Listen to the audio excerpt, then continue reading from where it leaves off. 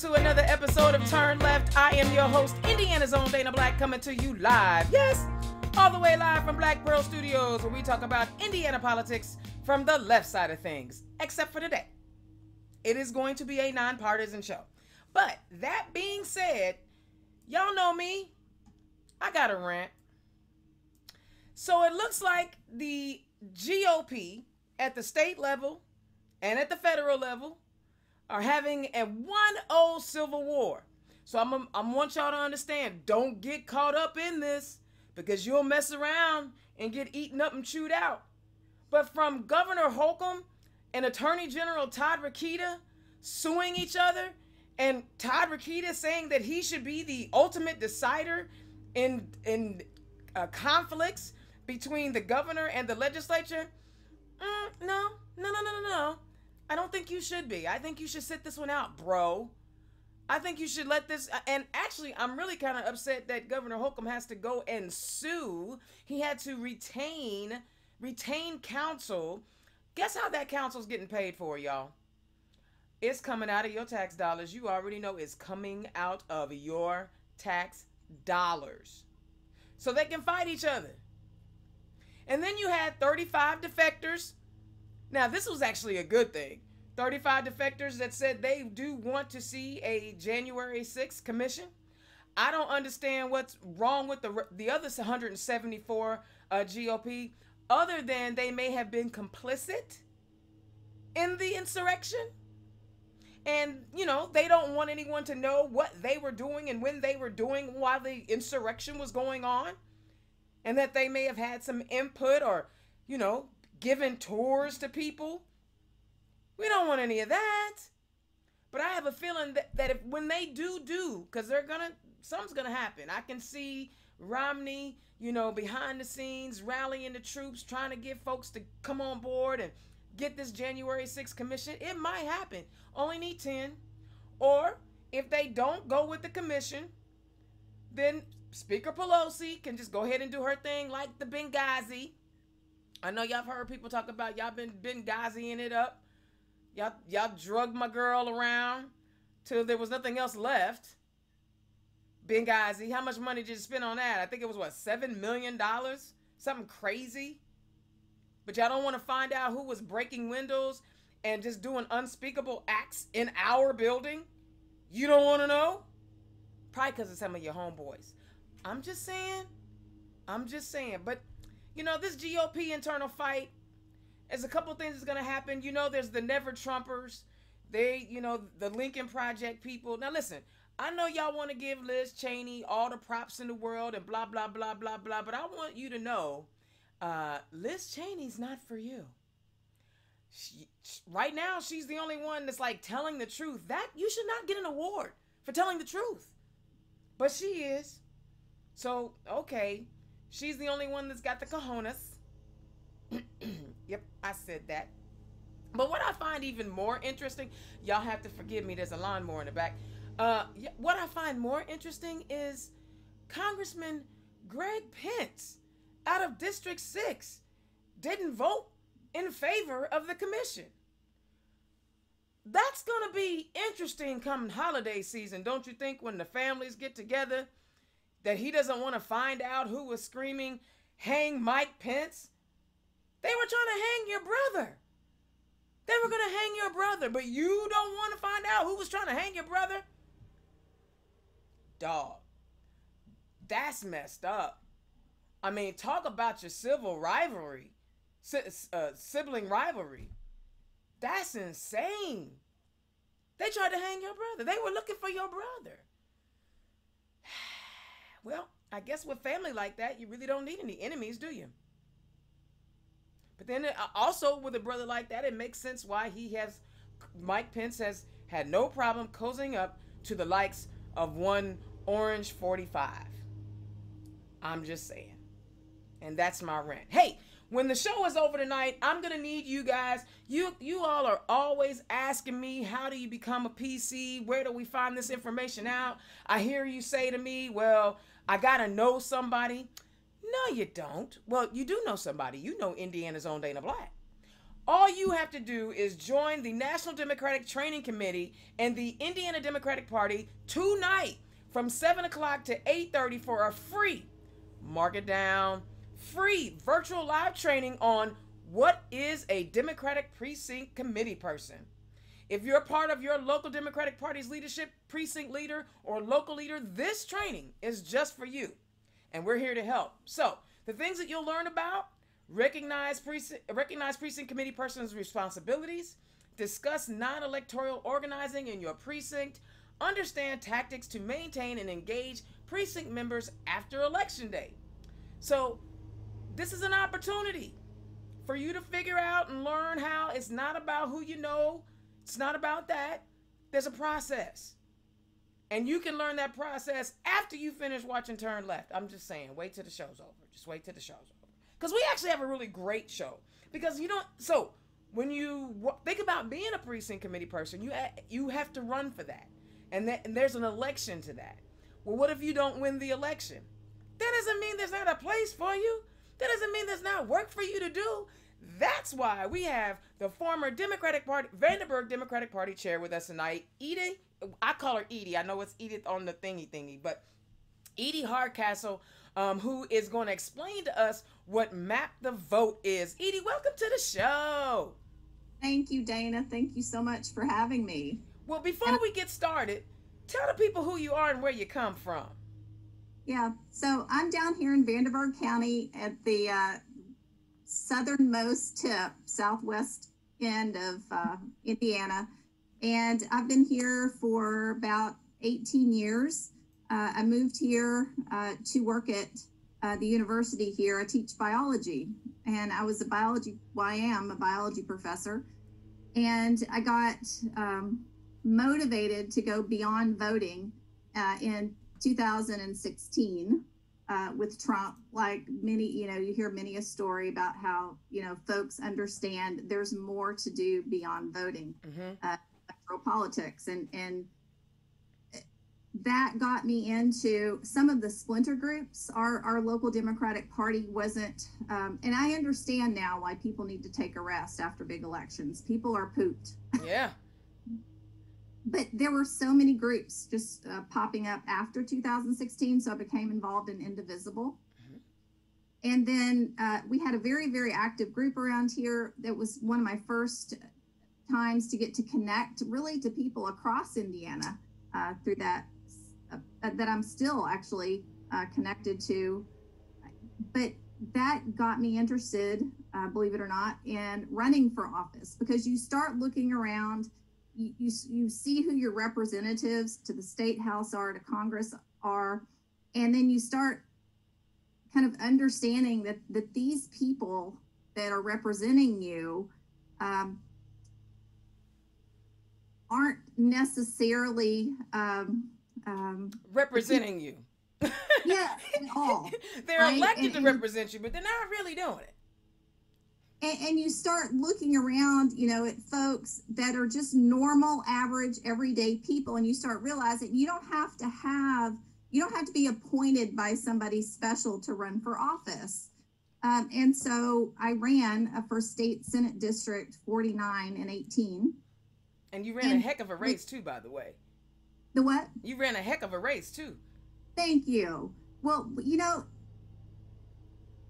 everything builds on everything else, right? So we had this huge group of people that wanted to have new people in office. So it was really easy to tap in on that.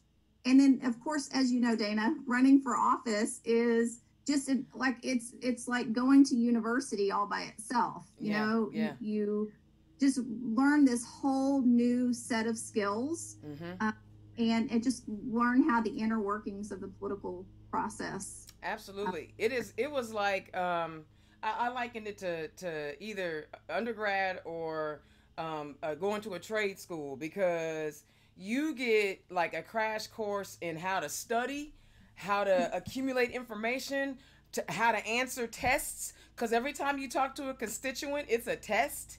Right. But it's also like working another full-time job, because you got to plan your day. You got to, organize your team. I mean, but you know what?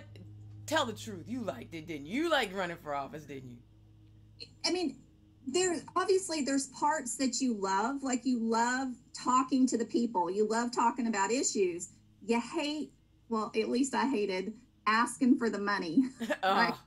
That's that to me, that was the hard part. Yeah, me too. Fundraising. But the other hard part for me though was like a lot of districts in Indiana, since it's such a rural state to some degree, like my district was spread across 3 counties. So Vanderburgh, Gibson, and Posey. And then you start dealing with, the workings of 3 different county parties.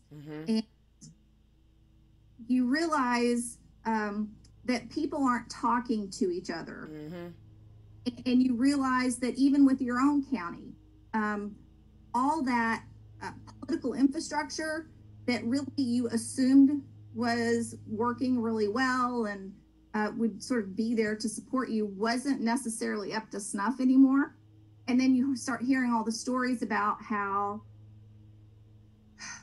everything seemed to be working well and managed to get Obama into office and turn Indiana blue in 2008. And then you start asking, well, where is that infrastructure now? Where did it go? And how can we get it back? So I didn't win my race, but it led me and all the people that were, working with me here in Vanderburgh County to say, like, well, how can we get that back? Like, where how can we get the magic back? And so that's why I got involved in my county party. I love it. And so you were elected as the Vanderburgh County Chair. How was that experience different, or how did it couple with your experience as a candidate? So it's really important.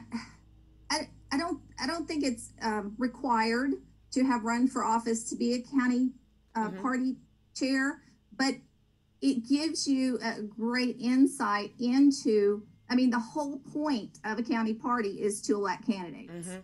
And it keeps you focused as a party chair on the ultimate goal, because you can get sidetracked in 100 different directions. But you always need to come back to that. Why are we here? And understanding what a candidate needs to be supported. And ultimately, I think that I'm eventually going to work around to, map the vote. Ultimately, you need a good group of people that are on the ground in the neighborhoods talking to voters, because that's what wins elections for these candidates. And you brought it up, and I'm excited because I've actually seen this presentation that you've done. You did that with the DWC down in Bloomington, and I was just blown away about the possibilities of engaging people. So explain to the people what Map the Vote is. So specifically, Map the Vote, it's actually one of our tools. One of the things that Vanderburgh County has gotten fairly adept at is looking around. We don't try to reinvent the wheel on the things that we're pulling in to make our organization better. We look around at places that have gotten tools that work and then adopt them. And so one of the places that I have a pretty close connection to is Texas, because I have a good friend who's actually going to be here this weekend. They've got a great, fun, organized group of Democrats there called the Funky Dallas Democrats. I don't know if you've heard of them. I have not, but I like the name. But they're a fantastic group, and so I follow them, and I watch what they do because they're amazing. But they had been doing Map the Vote for over a year now. Wow. And actually a Texas program. It originated in Texas. With a gentleman, Jeremy Smith, who he studied epidemiology. He's a West Point graduate, and he worked for the Clinton campaign after he got out of the Army. He was her head of voter registration and protection in Florida. He thought he was going to go into her administration, but of course he didn't. He years, and he worked for like Doug Jones's campaign in Senate. But when he came back to Texas wanting a job, the Texas Democratic Party asked him, to do something to make voter registration easier. Okay. Because there they have even worse rules on registering people to vote. You actually have to become a deputized voter registration volunteer and get licensed to do it. What? You don't have online registration in Texas either. Man. So there's more hurdles. Man, well, you know what? And I'm not going to change the subject too much, but that's kind of par for the course.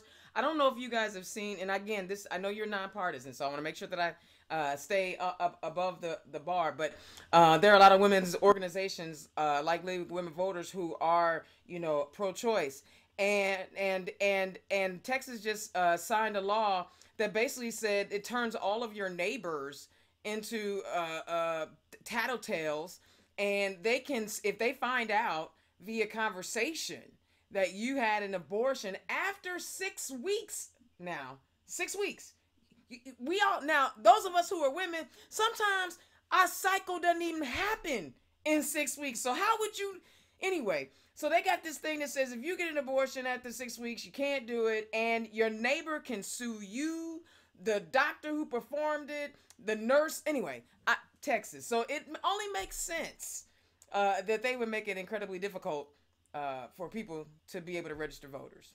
Yeah, I just saw that law, and I would assume somebody's going to take them to court. Yeah, more wasted tax dollars, because you know conservatives, they love that. But we'll have to see what the Supreme Court does. Yeah. Anyway, so map the vote, all the positive stuff. Yeah. So the gentleman, in his own words, what he managed to do is combine the power of the voter registration records, right? And so we've all got, as members of the Democratic Party, access to VAN. And in the past, we've gone out with VAN records. The problem with VAN records when you're trying to find unregistered voters is that those aren't on the list. Right. So registered voters are in the VAN. So what this does is it cross-references VAN with Postal Service records, so that it only gives you dots on places where there's not a registered voter. And then it harnesses the power of Google Maps, because it's as user-friendly as just literally opening up your browser, and then it just populated where it literally is Google Maps with the unregistered voters on the map. So you have like slides and stuff. This is a first ever on Turn Left. We're doing slides today. Yes, because we figured it would actually be beneficial to share the presentation, because I found it really, this. Yeah. I mean, we look great, but let's just, you know, so you do your thing. I'm going to let you have the show. Okay, well, I wish you wouldn't have told me it was first time. I don't want to make you nervous or anything, Edie. All right. Let me see if I can get this going. There we go. Perfect. So one of the wonderful things about Map the Vote, since we've adopted it, we've tried to make this a Indiana project. Thomasina Marsili is our new 8th district chair. So she's been absolutely fabulous in helping us to connect to all of the counties in the 8th district, and there's 19 of them. But we've also kept it general enough so that, like, we have connects up in St. Joe County. Indianapolis is going to do a Map the Vote. So we've kept it kind of generic. So for instance, the t-shirts that we've created that you're seeing in this slide, just say Indiana Democrats volunteer. Okay. And this is a group from Owen County, and Marcia Fleming is the brand new chair of Owen County. I don't know if you've met her. I think, yeah. You have? I think so, yeah. I don't know. I met her during the Biden campaign last year. She was instrumental in making sure everybody in the 8th district was able to get yard signs for Biden. And there was a huge network of volunteers around the state that really just had a sign campaign going. And we've kept in touch with all of those people. And, you know, we're sort of working them in to Map the Vote. Okay, that's dope. So Jeremy Eden's on your right. I'm sorry. Jeremy Smith is on your right. Madeline Eden's on your left. Okay. And it's probably helpful to know that Map the Vote specifically is the tool. It's the computer tool. And their nonprofit is Register to Vote that they work through. And again, they're in Texas. Okay. But the wonderful thing about Map the Vote is that it has been engineered to work in the entire United States. Oh, okay. So It's you don't have smart to parse it out. Yeah. Yeah. So it is actually spread before this year. It had spread to Missouri, Kentucky, Wisconsin, Pennsylvania, and been very successful there already. Oh, that's dope. And it knows where, obviously it's a geographic information database. So it knows where you're opening it. So it knows the rules for voter registration where you live. Oh, you talking about smart technology now. So the good thing is, like, it automatically connects you. It knows that it is legal to register online in Indiana. So if you find that unregistered voter registered, ready to register, it kicks you over to indianavoters.gov. Okay. Okay. Dope. Now, and so that's the whole idea. So in general, I think it's helpful to know that Map the Vote, you can save on your smartphone, you can open it on your laptop, but it works in combination with Indiana Voters website that's from the state party. Okay. So we use these two tools together. Okay. And we actually recommend, unless people have had training or working with somebody that's used the hard copy voter registration form, that there's really less liability if you go ahead and just register somebody online. Okay. If you're registering somebody with a form, then you are required by Indiana law to get that into the voter registration office within 10 days of filling out that form, or it's a Class A misdemeanor. Oh, I didn't even know that. Yes. That's so scary. There's further liability with actually using the form, which for a lot of our precinct people, they're used to doing this all the time. It's not like you can't use the federal form. But, please feel free, because there's lots of people that register folks all the time. But if you're a new person to registering folks to vote, you might want to stick to the app. Okay. Okay. I like it. I like technology, so I'm real happy. One of the things that we found, since we've already done a canvas here in Vanderburgh County, is that there's a lot of people there's a lot of reasons why people haven't registered to vote before. Okay. Some of them intentionally have no intention of voting because they don't feel that the system is working for them. They don't feel like they do politics. So that's part of the population that you'll hear hit at the door. So you have to be ready to talk to people about the why, why it's empowering, why voting is your power. That's a skill, so that we don't think people are going to go out there and do this once. What we hope is that folks use this sort of as a long-term tool, and that some of these houses are, you're going to have to go back to them multiple times and actually in order to be successful. Yeah. Some of these houses, you're going to hit people who think they're registered, but are not, because they've moved and they've forgotten to update their registration. This is so critically important because our new Secretary of State has already started sending out postcards. They're already starting to go out to purge voters moved but are no longer at that address. I saw that, and it was like a small little blurb. Like, they didn't even tell you to. So even if you're at home, you haven't moved, and you don't pay attention to it because it's junk mail. Because it's not like when they send you a summons for a jury duty, when it's like I got a jury duty summons. It's all big and bright, and you can go, oh, don't throw that away. They're gonna send you like a little white postcard. It's gonna look like one of those realtors that are trying to jack you for your house. One of those home for cash people, because they're not really realtors. And the second reason people might think they're still registered but aren't is because of inactivity. you encounter people who think they're registered, but if they haven't voted in 2 presidential election cycles, they'll also be purged from the voter rolls. Never a good thing. I didn't know, voting, since it was a right, if you don't use it, you lose it. I didn't know that. But, I mean, it shouldn't be that way, basically.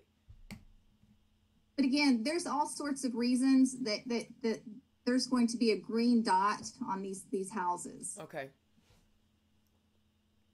This is the website. Folks can go there and play on it now or later, but it's www.mapthe.vote. And I've actually included that link in our live broadcast. And just to be clear, it's not an app, but it's a website where you can actually save the icon on your home screen, and you can open it up really quickly. When you log in, it'll ask you for your name, your an email address, but you do not have to choose a password. It will simply recognize you the next time, which is lovely. If you've ever gone out with a lot of volunteers for using minivan, you get your volunteers coming back, and I would say maybe half of them can remember their passwords back in. That's why I have a password saved, because I can't remember any of my passwords. And this is what the screen looks like. You on the screen are a pulsating blue dot wherever you're at when you open Map the Vote. And then it will locate the closest unregistered voters to you, and you can just walk down the street and get them registered. Wow. So there's none of this, okay, lean right, lean left, solid right, solid blue. There's none of that, right? Or not. You don't necessarily have to hang out at the grocery store or hang out at the gas station waiting for people to walk by you. Are you registered? Are you registered? It sends you to their house. Okay. I'm going to wait. You got more slides. This is great. I'm going to do this again. I like this presentation thing. I'm excited. Well, this is the highly abbreviated one. Okay. But when you do get ready to go to somebody's house, you can push on the green dot, and then you will see the middle screen pop up onto your phone, and it tells you the address that you're standing at, and then it won't tell you a name because of privacy reasons, but it'll ask you if you're ready to start talking to the voter. If you are, it'll open up the picture to your right, which gives you different options. If you're ready to knock on the door, then you can actually open up a script. And if you've done it 5 or 6 times, you probably won't even need the script anymore. But it just takes you through talking to a voter, saying who you are, what your name is, of course. And then we are here to make sure that you're registered to vote. And it only takes less than 5 minutes of your time. Now, the majority of people that you talk to will never have been asked to vote ever. Wow. That's wow. We should, you know what? We're doing a disservice to our neighbors when we don't ask them, are you voting? You don't have to ask them who they're voting for. They just need to vote. Yep.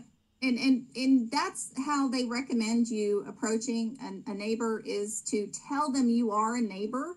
You're not somebody from out of state. You actually just live around the block from them.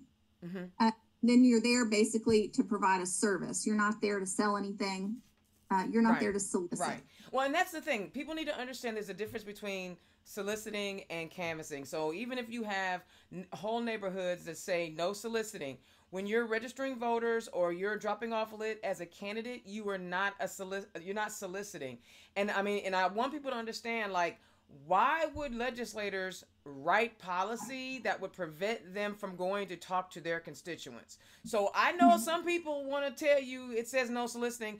Even when I had the police called on me when I was running in 2016.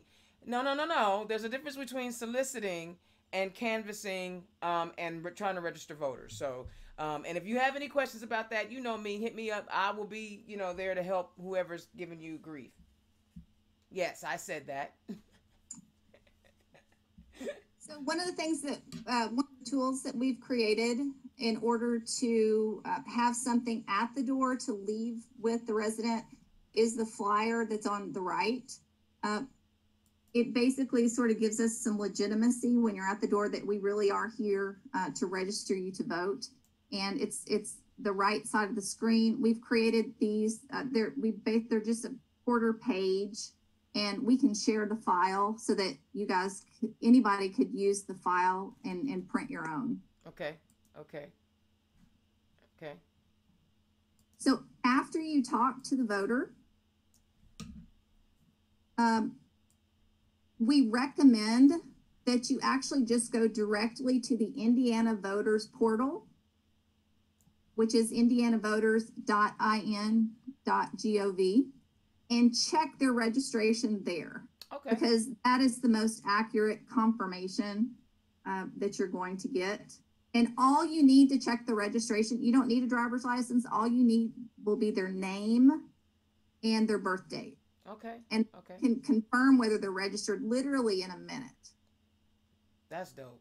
So you don't have to wait all day. So you can even show proof, to the end user and give them the information on where to find for themselves if somebody tries to give them grief when they try to vote. I love it. So you'll confirm, most likely if they've sent you there, they're not registered, so that you can use this to update the registration. Or if you're a experienced canvasser, you can, of course, use the federal voter registration form and do it hard copy. If you choose to use the Indiana Voters app to register an unregistered voter, they do have to have their driver's license number. The advantage of using a hard copy voter registration form is that there's an option to put in the last 4 digits of the Social Security number. Okay. That's good to know. It's like a double whammy, especially since they want to prove that you're eligible to vote 18 different ways. Yeah, and my canvassing partner, Gina Robinson Unger, you've met her probably. Mm-hmm. She definitely prefers the hard copy form. I don't know. I kind of like this. This way I don't have to take it to another place. That was always my problem was okay, I got to get it to the city county building or wherever you drop off your. You fill it out and you're done. Yeah. So the last option that people should know is that if people do not have their driver's license on them, there is also an option, and this is going to be important to reaching some people in apartment buildings for us, is that Register to Vote has the resources to send people hard copy voter registration applications through the mail. Okay.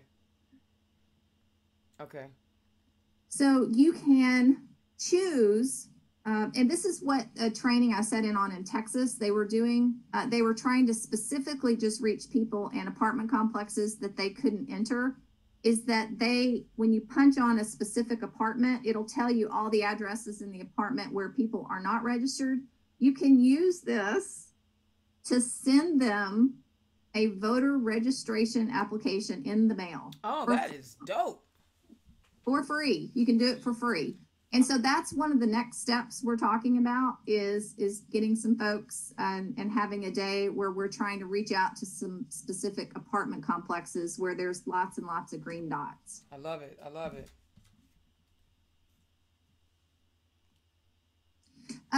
We ask the volunteers that are going out to make sure that they record the result of their visit, so that if you do knock a door, we ask them to record either everybody was registered, we registered somebody there, or that nobody was home, or, there's an option to never come back, because you do sometimes get people at the door that say, please don't ever come back here. Right. Those green dots will actually turn colors once a volunteer has been to the door, so that if you have a big canvas and a lot of people out, you're not going to the same door and making people upset. Yeah, that was always one of the things that drove me crazy, especially when we were dropping lit or knocking doors. I'd go to a house and there was already lit sitting there. But this is updated instantaneously. Good. When somebody knocks a door and records a visit, just like minivan, it updates immediately in real time. I love it. I'm excited. Whew, I was excited the first time I heard it though. So So this is on breakfast. I just wanted to show a picture. This is, we were talking about Chris and Ariel, and the breakfast that we had was attended by folks from the state party, the Stonewall Dems, the Young Dems, and this is where we launched Map the Vote. We had 100 attendees there. Oh wow, that's 100 canvassers. Wow. Well, not everybody went out. You didn't have to canvass to attend, but people really, really, really liked it, that there was an option to go out and do something, after the breakfast. Oh, I love it. That's my crew right there. 25% of folks actually went out. That's my crew right there. And this is a picture of some of the county chairs that were present. The wonderful thing about Map the Vote is that it serves sort of as a way to rally and collaborate from adjacent counties. Stephanie Gerhardt is in the lower left-hand corner there. She's the brand new chair of Warwick County. Jeff Hill is on the right in the picture. He's the brand new chair of Gibson County. We have Shannon Wells, who was there from Hendricks County. So we had approximately, I think we had at least 8 counties represented at our Saturday breakfast. And so we're not going to be able to win a congressional election until we start working together as a congressional unit. Yes. So this is going to be something that's not just launched for a day and get it done. It's going to be something that we use to build relationships, not just locally with our voters, but build relationships between county parties, and so that we can start to work together as a democratic unit. I love it. I love it. And I just wanted to, this is my last slide. Okay. I wanted to end on where we're going from here in Map the Vote. So one of the things that we've been working on for a long time in Vanderburgh County is building out and filling in, Dana, like you had just mentioned, the precinct people. Now we still have about 20 empty precinct committee persons spots that we would love to fill. So anybody from Vanderburgh County listening, we'd be excited to appoint some of those spots. But there's also a new position that we created 3 years ago here that we adopted from the Democratic Party in Oregon called Neighborhood Leader. Mm-hmm. We're not responsible for 1,000 voters like a precinct committee person is, but they're only responsible for organizing 40 Democratic voters. Oh. That's our neighborhood leader. That's more manageable. Block captain traditionally. Mm-hmm. But what we hope to do moving forward in looking at how Wisconsin was able to flip that state blue, they were able to take a lot of their traditional Democratic organization, like precinct people, and merge them into teams, local teams that the Obama campaign was doing, and basically producing a new structure, where people are working together locally, responsible for local goals. And we've talked about doing that for a long time. And so we hope we're going to be moving that direction, and because people work so much better when they have other people locally that are doing the same thing, that they are. Yeah, absolutely. And it's much more isolated. Fun. It's much more fun that way. Yeah. I love it. So there's a question that Carol Dunleavy just asked, and I want to go ahead and answer it. She asked if it was an app. No, it is not an app, correct? It is on the website. Yeah, it's technically not an app, but it opens as easily as an app as long as you save their icon on your homepage. Okay, so it's not an app. So that's good to know. So you don't have to download anything. All you need to do is just go to that website, which is on my link on the page, and you can go there and you can sign up to become someone to register voters. Now, is there a requirement about who can be, can anyone just do this?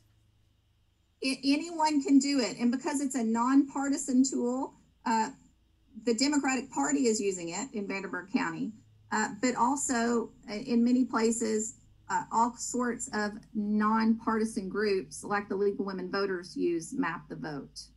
I like that. I mean, yeah, there's a chance that we may be registering someone on the other side, but honestly, everyone is supposed to vote, right? It's our civic duty, no matter what your leanings are.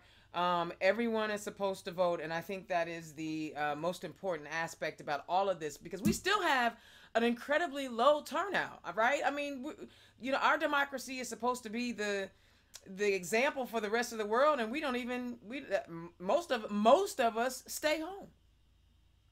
Yeah, and it's not going well. The presidential election, we had a decent turnout, the largest turnout we've had in a while, but it's still, Indiana lags behind many of the other states, and in part, people get dejected, about voting because of things like gerrymandering. People feel like their vote doesn't count anymore. Right. But if they had showed up like 2 years, was it 2010?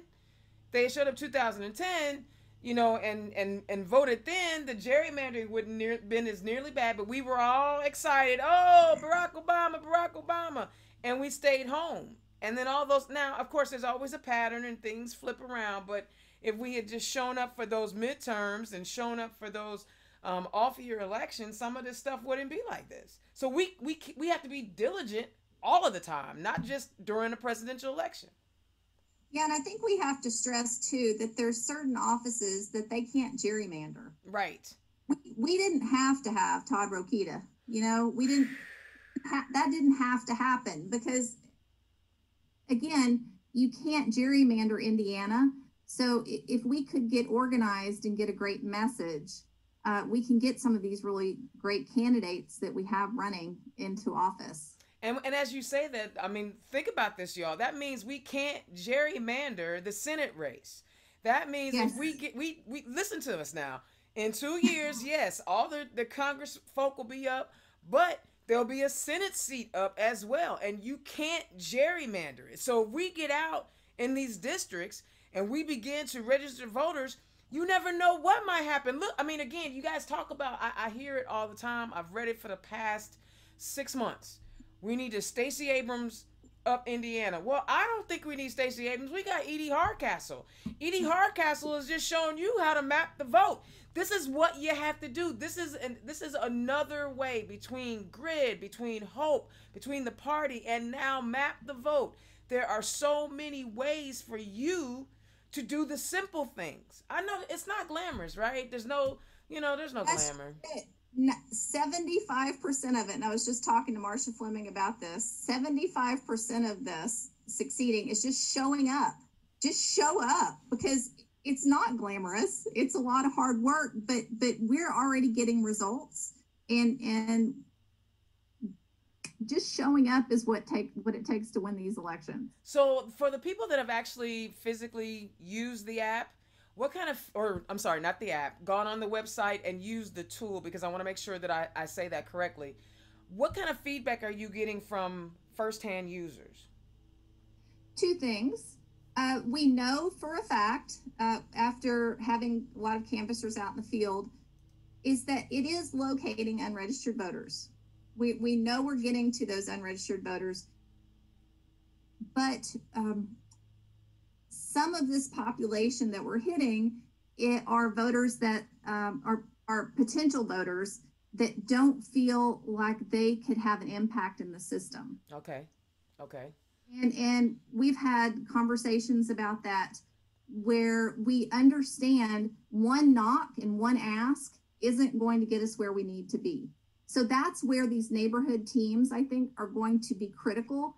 It's going to take more than one knock, just like you have to ask somebody to run for office more than one time to get them to say yes.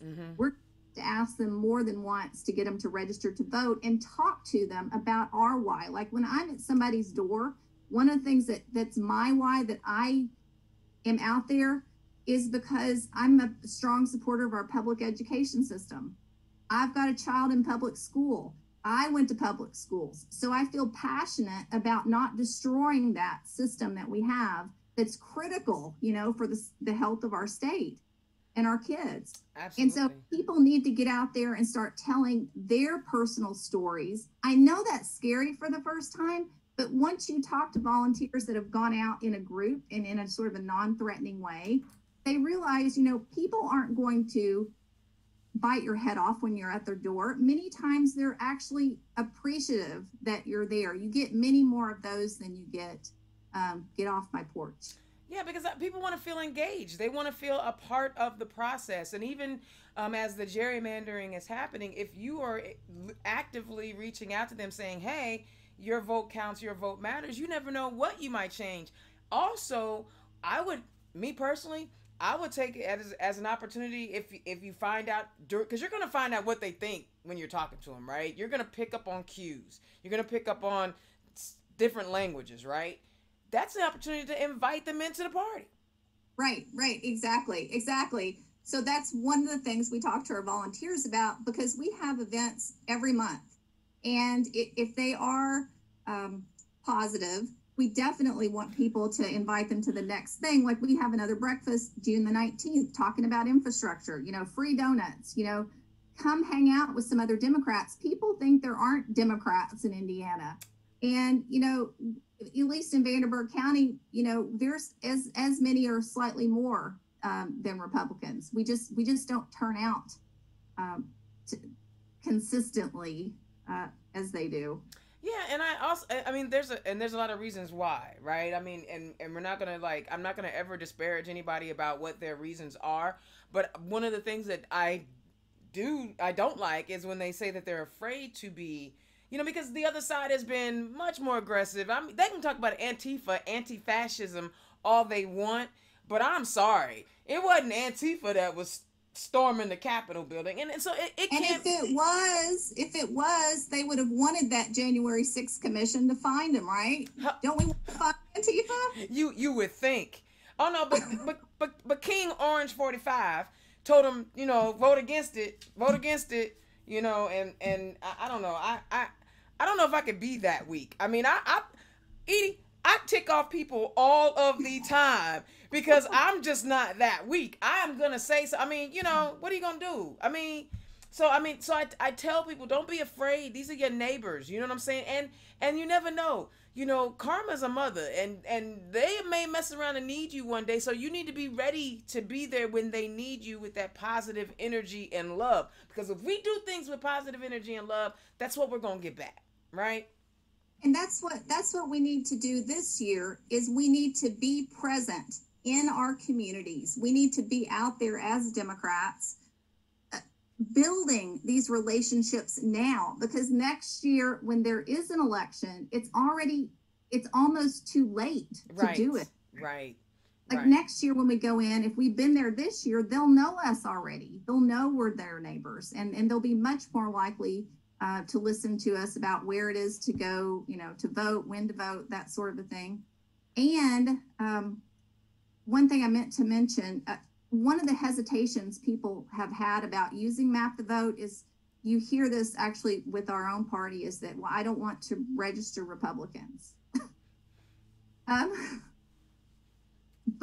one of the things that's the reason I showed the T-shirt at the beginning, is because that's one of the recommendations from the Map the Vote folks, is that you don't want to hide who you are. Mm-hmm. You're from the League of Women Voters, wear that. Democrats go out there. We want to be very flashy with our volunteers and just tell people right up front, this is who we are. And so if you have somebody that's highly not a Democrat, they're going to tell you. Interact with you long enough to register them. I love it. I mean, and I like Flash. Y'all know me. I will be cute. I mean, I like Flash. But that's important. That's one of the things I've always talked about. And I know that up in District 3 with my girl Christine Bohm, who is the chair up there, That's all in Huntington County. That's all they're doing is being volunteers and serving the community and doing fundraisers, and they're doing it as Democrats. They're in their Yeah. communities, but she spent some time in New Jersey, so she ain't scared. She's never scared. I love me some Christine Bohm. She does that thing. And that's exactly what we need to do. We need to tell people and let people know who you are, right? I mean, there's going to be those people no matter where you go in the world. But that's, and I'll tell y'all a quick story, and I probably shared it with y'all a few times. I knew when I was running for office in 2016 that a couple of things was going to happen. But one of the things I knew was that people were going to call the police on me. This is before we started coining the phrase, driving while black and sleeping while black. Well, I was running for office while black. So, and I knew, because I've been black longer than I've been anything else, I knew that I was going to have somebody call the police on me. So I just prepared for it. I mentally prepared for it so that I had like a quippy, fun answer with a smile on my face. So get yourself mentally prepared, right? Because we're strong mentally. Get yourself mentally prepared. Get you some t-shirts. Get you some hats. Order some stuff on the state party website. Go out with friends. Go out with friends. Yeah, don't do like I did. I went out canvassing. It's different for a candidate. Yeah. Go with friends and make it a fun thing, right? When you get done, you hit up your local watering hole, be it exactly the coffee place, the tea place, the other place. Do some tea tasting. I don't know. All that. Well, and so is there an age limit on who can use this tool? No. Like, can I recruit high school Democrats? Yeah, absolutely.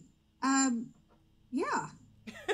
I like the way you're thinking about that. Like, yeah, I think I can. I mean, because I hadn't thought about a lower age limit to do this, but yeah, we have high school people involved. Yeah, absolutely. See, that's how you get young high school folks. You prepping them, right? They're doing the grunt work now, so that when they want to ascend, they get the bug and they become, leaders in your community later, right? So don't just think that you got to go get all the middle-aged people who work 40 hours a day plus raise kids, cook, clean house. Go get some of these kids. Go get some of these young people who got way more energy than any of us do. Absolutely. And they're better with technology anyway. Before I forget, I did want to say that there is a YouTube video. We recorded the training that we did. And I assume you can share that, Dana. Absolutely. I'll definitely share it. I just, And then there's even a resources page on Map the Vote. It's under resources. There's a full, I don't know, it's like a 50-page resource PDF is what it is. Got it. That you can basically go through any level of detail that you would like. Oh, that's perfect. And I see that Carol asked about the t-shirts. I would suggest, get with your county party, get with your district party, and see if they have anything. I know this, like I said, I know the state party has a shopping mall. They have a shop that you can order stuff from. I don't know if anybody is donating. If somebody is donating t-shirts, hit us up on the show so we know who you are. But we are doing this thing because, again, you got to get people to the polls. So now, Map the Vote is basically strictly just a way for us to recognize who is not registered to vote so that we can knock on their doors. When you say it's updated real time, in some of the communities, especially our apartment communities, they have a much higher turnover. How quickly does this update? So there's two things to be updated in the process. So there's the part where the interaction at the door is going to be updated. So that's important so that we're not knocking the door more than we want to knock. Mm-hmm. However, if you register somebody, that goes through the voter registration system, or when you turn in your hard copy form. We're estimating that there's going to be approximately, just from previous experience, maybe a month, before it actually gets into our voter database. Okay. So that we're, we did a canvas in on the 15th of May. And we're not really going to try to send people out again until mid-June. So that kind of gets a chance to be updated in the system for at least anybody that was actually registered to vote. Oh, that's good, because you're not asking people to do this every weekend. Just once a month, 2 or 3 hours out of the day, y'all. That's how we make changes. That's it. We're taking this not to just do these big canvases. What we hope to do again is hook in, our precinct committee people and work with them more on a local level. And I just got through meeting with some of our best canvassers in the first ward of Evansville, and they already have like a little group. And so they're going to go out basically on their own schedule, on their own time, and sort of use this as an opportunity to team build. And then, voter registration obviously is only one part of this whole picture. Right. We build these teams, it'll be fabulous, to go back next year, and we'll have a ready-made team, and then we can start moving into, telling people about the election next year and getting people to the polls. Absolutely. And this is something where we don't have to wait for the districts to be redrawn. This is, I know a lot of candidates who are potentially thinking about running are not, especially at the state house, state senate, state house rep, they're going to wait until obviously the districts are redrawn. Well, this is something that you don't have to wait for. This has nothing to do with drawn districts. This is about registering your neighbors. I love it. Edie, this has been fantastic. I'm excited. So let me know when you said you're on the 19th, you're going to do another canvas? Well, yeah, we're going to have our second breakfast on the 19th of June. It's going to be around the infrastructure bill. So I don't think I'm supposed to say who our special guest is. Don't say it then. Let it be a surprise. It could be a surprise. Yeah, I don't think it's official yet, but we're definitely going to make sure that we have sort of a to-do section of that breakfast where folks can actually come out and get their materials, their flyers, their T-shirts, and can have another Map the Vote canvas on the 19th. Yep. I love it. I am just extremely excited about all of that. Thank you so much for spending some time with us here on Turn Left, explaining all of this. Y'all know this will be up. If you're interested in just helping out a little bit, this is a great way to do it. If you're thinking about it, Carol asked where. I am assuming it's in Vanderburgh County, correct? The June the 19th. Yes, but I know that there will be these infrastructure meetings all over the state. Right. Okay. Yeah. So same special guest, I think, going to all of them. Oh, okay. I know about that. Yes, you do. But I'm not supposed to say who it is yet. No, we can't say who it is yet. We have to let the official people make the official announcements. But thank you very much. This has been so informative. Our hour is up already. This was like amazing. And I want to make sure that I get out of here. So those folks that want to jump on that precinct committee training, they can do so at 7:00. But before we go, shout out, oh my God, to all the ladies of Hoosier Women Forward who graduated last week. I'm not going to name everybody because there's 25 of them and I'm certain I'm going to mess it up. But there's a couple of people that I definitely want to shout out. Natalia Galvin down in Bloomington. She is a firebrand. She's managing the Latino caucus down there. You guys get to know her. My girl, oh my God, I am so proud of Jen Crossley, who was managing the Monroe County Democratic Party as the chair. She has been dope. She graduated. And somebody I worked with and gave me an opportunity to shine as an IT person. I'm just going to throw it out there. Trina DeBoe, we worked together at the City County building when she was the clerk of the council. She also graduated, so I'm really, really excited about these ladies. There's a whole bunch of them, so don't y'all get mad that I didn't name everybody. Some of y'all I met and fell in love with that day.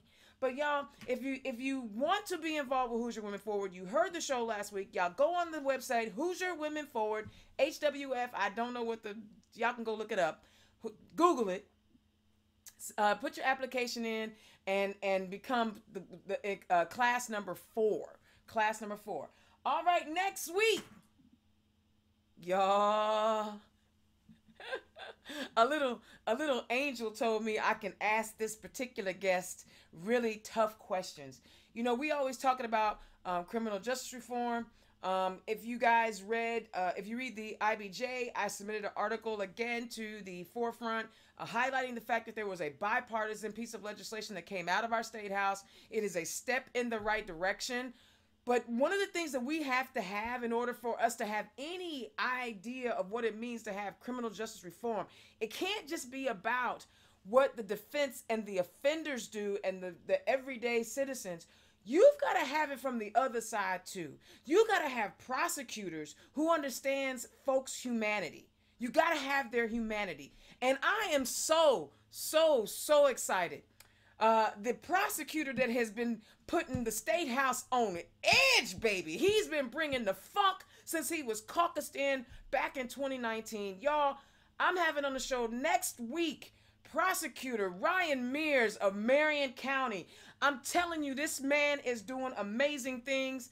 And like I said, a little angel told me I can ask him tough questions. So this is going to be a fun conversation, but it's going to be an informative conversation because he cares about the people. All right, I'm going to be quiet now. Edie, thank you so much for joining us. Y'all been listening to Turn Left. Don't forget to sign up for the Snide Report and catch us on Indiana Talks. I will holler at y'all next week. Peace.